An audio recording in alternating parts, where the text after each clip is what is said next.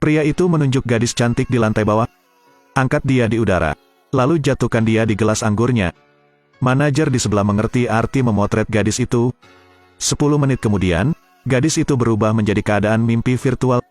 Kedua penjaga membawanya ke bawah kamera, lalu berbisik di telinganya. Gadis itu seperti mayat tanpa jiwa. Setelah mendengar itu, dia pergi ke pintu. Tunggu sampai dia lolos dari jangkauan kamera, Satpam membawanya keluar dari diskotik. Setelah tiba di hotel, Satpam sekali lagi memainkan trik lama dan memberikan kartu kamar padanya. Gadis itu memasuki hotel, lalu dengan goyah membuka pintu kamarnya. Ketika dia naik ke tempat tidur, dia pingsan. Pada titik ini, Dogi mengerti segalanya. Ternyata jauh di lubuk hati para selebritas adalah orang-orang jahat. Selebriti yang menerima berita itu juga sangat gembira. Dia tiba di hotel, mengirimkannya ke obrolan grup sambil berjalan. Makanan lezat baru saja tiba. Tapi kali ini dia tidak puas. Tepat ketika dia tidak tahan, ada ketukan di luar pintu. Pada saat dia membuka pintu, pengetuknya ternyata adalah Dogi. Dogi menendangnya sekali, membuatnya pingsan. Kemudian dua rekan satu tim Dogi masuk dan mengangkat nama sang idola ke atas troli. Ketika dia sadar kembali, dia sudah dibawa ke tempat parkir lama. Begitu dia membuka matanya, derek besi yang berat itu menghancurkan mobil itu, membuatnya takut. Dia memohon Dogi untuk menyelamatkannya, tetapi bangau itu jatuh, mengarah ke kepalanya. Tidak. Ternyata kejadian seperti itu terus terjadi setiap hari, tamu VIP pun tak terhitung jumlahnya. Dan gadis-gadis itu dilukai, meski melapor ke polisi. Tapi karena apa yang ditangkap kamera, dikombinasikan dengan hubungan mereka dengan polisi, kasus ini semakin terendam. Ada gadis yang tidak patuh, ditangkap polisi dan dijadikan penjahat. Semua orang di tim sangat marah, sangat ingin mengalahkan mereka. Tapi saat ini tidak ada bukti untuk menuduh mereka, jadi tidak ada yang bisa mereka lakukan. Kelompok gangster itu rumit. Dogi membiarkan mereka untuk sementara berhenti melakukan kejahatan. Maka beberapa menit kemudian, pengelola disko kembali memburu gadis-gadis muda yang cantik. Dia menerima telepon dari seorang bintang terkenal. Minta dia untuk memesan makanan 100 orang, yang semuanya untuk VIP. Ini membuatnya sangat bahagia. Seorang penjaga keamanan masuk ke kamar kapten. Dia panik dan meminta kapten untuk keluar dan melihat, tetapi bertemu dengan seorang wanita tua. Tanpa diduga menabrak seorang lelaki tua lagi. Kali ini kapten diam. Dia menemukan bahwa bagian luarnya penuh dengan orang berusia 60-70 tahun. Juga memegang papan nama sang idola. Nama di atas juga tertulis kata VIP di atasnya. Ternyata tagihan VIP 100 orang itu adalah rombongan wisata lansia. Tidak menunggunya pulih, lelaki tua itu meniup peluitnya untuk memberi tanda arus orang memasuki aula. Begitu masuk begitu banyak orang tua, bar langsung menjadi semrawut. Orang-orang ini mengambil semua barang yang mereka miliki di rumah, dan mengusir semua anak muda. Kakak berambut keriting memainkan musik disko orang tua. Seluruh bar berubah menjadi tarian musik para lansia. Mereka memegang botol anggur. Seng Tae berdiri di tengah kerumunan. Mendengar suara gaduh itu, si manajer keluar dan tertegun. Dia menutup pintu. Namun meski begitu, masyarakat lama harus berkeliaran sampai larut malam untuk pergi. Seluruh aula itu seperti medan perang. Manajer memanggil dua orang yang bertanggung jawab untuk memarahi. Perintahkan mereka untuk berhenti sementara dari pekerjaannya, lalu atur ulang sistemnya. Dia memanggil mereka untuk memanggil orang. Beberapa hari kemudian, Dogi dipanggil lagi ke ruang dansa. Begitu dia tiba, dia diberi sarung tangan dan disuruh bersih-bersih. Tapi di dalamnya ada darah. Keamanan menghapus bukti. Ada dua petugas polisi yang berjaga di lokasi. Ajari juga satpam cara membersihkan jejak. Melihat kedua polisi itu pergi, Dogi sangat marah. Perwakilan keadilan ini membantu para gangster untuk menyakiti rakyat. Mereka sebenarnya lebih jahat dari setan. Tapi sebelum banyak berpikir, Dogi dipanggil ke kantor manajemen. Manajemen menganggapnya sangat serius.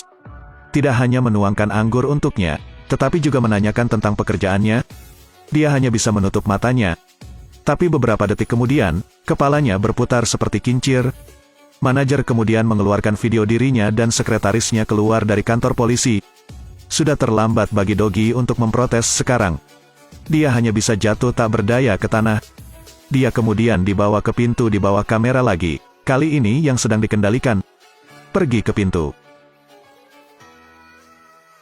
Setelah mendengarkan kata-kata sang kapten, seluruh tubuh Dogi tampak terkendali. Rekan satu timnya menelepon dengan panik. Tapi Dogi tidak bisa lagi mendengar suara mereka. Dia berjalan ke pintu, lalu terjatuh lagi. Rekan setimnya hanya bisa mengikuti, mereka berkarakter untuk menyelamatkannya. Namun sesaat, mobil berhenti di pinggir jalan. Sang kapten berbisik ke telinga Dogi lagi. "Bangun. Turun dari mobil di seberang jalan. Ingatlah untuk tersenyum." Rekan satu timnya melihat Dogi menyeberang jalan, tersenyum dan bergegas maju. Ini jam sibuk, lalu lintas cepat dan berbahaya. Dia bertemu dengan truk pengiriman yang melaju. Untungnya, Goeng muncul tepat waktu untuk menariknya keluar. Tapi kapten tetap tidak mengampuni mereka. Untungnya, rekan satu timnya menghentikannya. Kapten semakin marah, dan akhirnya dia pergi dari tempat kejadian. Saat terbangun, Dogi berada di rumah sakit. Goeng mengatakan dia koma selama sehari. Dengan dua rekan setimnya juga tergeletak di sampingnya karena patah leher, Dogi mengeluarkan pulpen dari sakunya.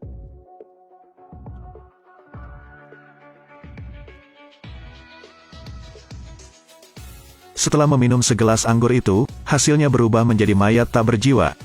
Apa yang harus dilakukan? Saat diminta bunuh diri dengan senang hati, ia pun menurut. Untungnya, Goeng menyelamatkannya. Tapi dia tidak mengucapkan terima kasih. Dia buru-buru mengeluarkan pena dari sakunya. Dia tertawa bodoh, bahkan Goeng menganggapnya gila. Baru sekarang dia mengatakan yang sebenarnya. Inilah tujuan kedatangannya ke aula. Pena ini adalah catatan kematian polisi. Baru tahu kemarin. Ternyata pulpen yang dicarinya ada di mejanya. Tapi dia juga mendapati dirinya terjebak. Jadi dia hanya bisa berpura-pura membalikkan meja. Ketika dia bangun, dia mengambil pena dan menyembunyikannya. Mungkin semua upaya rekan satu timnya untuk menyelamatkannya tidak sia-sia. Dogi mengambil pulpen untuk mencari wartawan itu. Kemudian nyalakan alat perekam. Semua kebenaran secara bertahap terungkap. Setelah mendapat mandat untuk wartawan, rekan satu tim malam itu pergi ke bar investigasi. Dia melihat rekan kerjanya sedikit mabuk. Ketika dia pergi, dia juga menerima sekantong uang yang tebal. Ini membuatnya curiga. Keesokan harinya, rekannya kembali membantunya lembur. Dia merasa curiga. Dia memeriksa kalender. Itu adalah tanggal penghancuran zat terlarang itu. Dia mengeluarkan pena rekamannya dan berjalan di belakang sampai tengah malam. Mereka membawa obat terlarang ke bar. Karena dia sangat marah, dia langsung menghadap mereka. Dia ingin menangkap mereka, tetapi manajer itu mematahkan lengannya. Dia memanfaatkan kebingungan dan melemparkan pena ke rekannya. Lalu diam-diam letakkan pulpen perekam di lantai untuk dicampur dengan pulpen lain. Kemudian dia diracuni oleh manajernya. Dia pergi ke bar. Dia dibawa ke pinggiran kota, lalu disamarkan sebagai tempat bunuh diri. Wartawan itu tidak bisa menahan tangis. Tapi Dogi memainkan kalimat terakhir lagi. Bahkan tanpa aku, adikku tidak akan melepaskannya. Kakak yang mana? Aku tidak tahu. Itu kakak malas. Dogi bertanya kepada wartawan apakah ini pertanda. Setelah diingatkan oleh Dogi, wartawan pun memikirkannya. Sebelum dia sangat lemah, dia menyarankan dia untuk pergi ke gym. Juga membantu saya membeli kartu keanggotaan di gym. Tapi dia tidak pernah pergi. Wartawan itu segera pergi ke gym. Dia menemukan lokernya. Benar saja, ada sekantong dokumen, dan surat wasiat tertinggal. Ternyata Seng Tae sendiri yang meramalkan hasilnya. Jadi dia menyiapkan buktinya. Dogi akhirnya tahu bagaimana mereka mencuri narkoba. Ternyata mereka telah menyuap penanggung jawab. Secara diam-diam mengubah alkohol biasa menjadi zat yang tidak mudah terbakar. Setelah terbakar, tidak ada masalah. Saat orang yang bertanggung jawab atas kamera pergi, mereka berada di samping tanpa kamera menyelinap pergi. Begitu saja, Regu menyelidiki kebenarannya. Pertama, nama ini menyediakan barang yang dilarang. Kemudian bekerja sama dengan polisi, transportasi barang yang nyaman melalui bea cukai. Kemudian melalui polisi untuk menyelundupkan barang. Akhirnya, polisi menyelamatkan mereka, membantu mereka menjual semua barang tersebut. Tiba-tiba, dia menangkap buktinya, tetapi tidak terburu-buru. Karena mereka tahu, menghadapi korporasi yang begitu kompleks, jika mereka melakukannya sepanjang waktu, itu tidak akan berhasil. Jika itu didasarkan pada hubungan mereka, hanya secercah harapan yang mungkin terjadi. Mereka hanya butuh kesempatan untuk datang, tapi kali ini harus menunggu lama. Orang di balik semua ini akhirnya kembali, apalagi membawa pesanan seberat 200 kg. Atas perintahnya, para junior segera pindah. Tetapi sesuatu yang tidak terduga terjadi. Karena orang kaya yang bertugas masih belum melupakan Dogi. Orang ini meminta manajer untuk mengusir Dogi. Juga laporkan apa yang terjadi selama dia bekerja. Ini membuat Ha-jun merasa curiga. Saat melihat foto Dogi, dia semakin bingung. Orang ini? Apakah kamu pernah ke bar kami?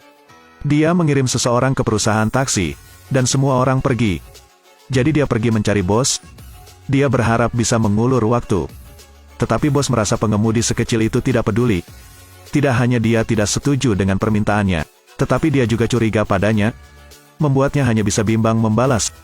Saat menerima obat, dia secara khusus mengirimkan 4 mobil polisi. Namun di dalam hatinya, dia masih takut Dogi akan terlihat mengacaukan segalanya. Tapi anehnya, di perjalanan tidak ada yang aneh. Barang dengan cepat dibawa ke bar. Ha-jun sedikit khawatir. Tapi baru bisa mulai menyambut pelanggan untuk membeli. Tapi ada masalah dengan transaksi baru. Dia bergegas ke aula, mengambil sebungkus pil dan melemparkannya ke tanah. Di mana barang-barang saya? Mengapa tepung? Ini membuat Ha-jun curiga. Dia melihat ke arah antek itu. Tapi saat mereka menyelidiki, semua orang di bar jatuh satu persatu. Dia pikir mereka mempermainkannya. Dia segera memberi perintah, dan semua bawahannya bergegas maju. Ketika semua orang berkelahi, tidak ada yang memperhatikan seorang pria berdiri di lantai 2 menonton. Hanya Ha-jun yang merasakannya. Dia menoleh ke belakang. Saat itu polisi menelepon. Barang-barang yang semula ada di bar ada di kantornya. Pada titik ini, Ha-jun mengerti segalanya dan mau tak mau bertepuk tangan. Ternyata regu tersebut sempat bertukar barang saat sedang berdagang. Diam-diam mereka membuka alat itu, lalu menggunakan tepung untuk menggantikan barang terlarang itu. Kemudian transfer barang terlarang ke ruang polisi. Polisi menerima pemberitahuan tersebut dan segera pergi ke bar, merangkum orang-orang di bar. Karena Ha-jun mengetahui ada yang salah sejak awal, dia sudah pergi. Pemimpinnya dibawa ke pengadilan, dan semuanya dijatuhi hukuman penjara seumur hidup. Di sisi ini, polisi tersebut dicekik oleh Ha-jun dan diambil sebagai pengganti. Wartawan itu muncul lagi di televisi. Kebenaran tentang kematian saudaranya akhirnya terungkap. Tapi regu balas dendam menerima misi baru. Mereka hanya tidak menyangka bahwa pria ini adalah orang di balik itu semua. Dia adalah Park Min-jeon.